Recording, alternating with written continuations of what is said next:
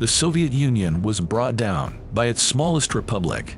On August 23, 1989, 2 million people joined hands in protest. They formed the longest human chain ever recorded.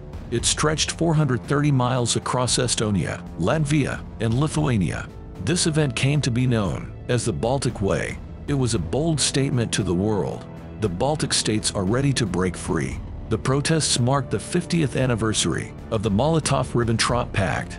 The 1939 treaty included the secret protocol. It divided Eastern Europe between the Soviets and the Nazis.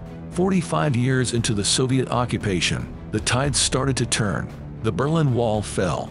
Several Soviet republics started protesting. There was barely any crackdown from Moscow. The Soviet Empire was about to crumble without bloodshed. On March 11, 1990, Lithuania voted for independence. It was the first republic to declare full independence. Mikhail Gorbachev proclaimed that Lithuania cannot survive alone. The Soviet Union imposed an economic blockade. When that didn't work, the Kremlin resorted to force. Soviet troops stationed in Vilnius were deployed on January 11, 1991. Crack KGB units had been brought in a few days prior. They had a specific mission: to seize control of important locations in the capital. On January 13th, the troops attacked the TV broadcast tower. The tanks began firing blank rounds.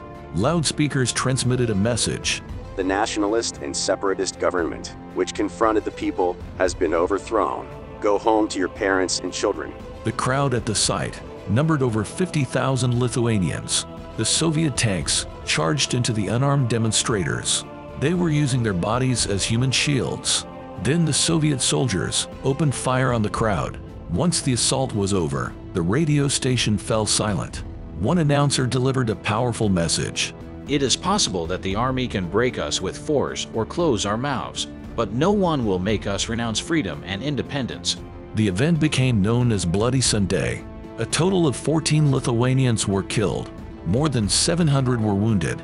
Gorbachev denied ordering the attack, but the loss of civilian life stained his reputation. In August 1991, KGB officers tried to overthrow him. The coup failed after 2 days. Gorbachev returned to office, but he was effectively sidelined from political leadership. In September 1991, the Soviet Union recognized Lithuania's independence. One by one, other republics also became independent. On December 8, 1991, Ukraine, Russia, and Belarus signed the Belivazia Accords. The treaty effectively wiped the Soviet Union off the map.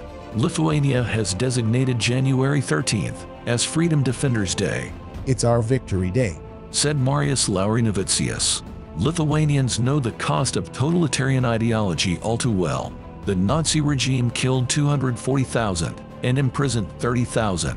The Soviet one killed 80,000, jailed 190,000, and deported 625,000. The toll of human life is truly daunting.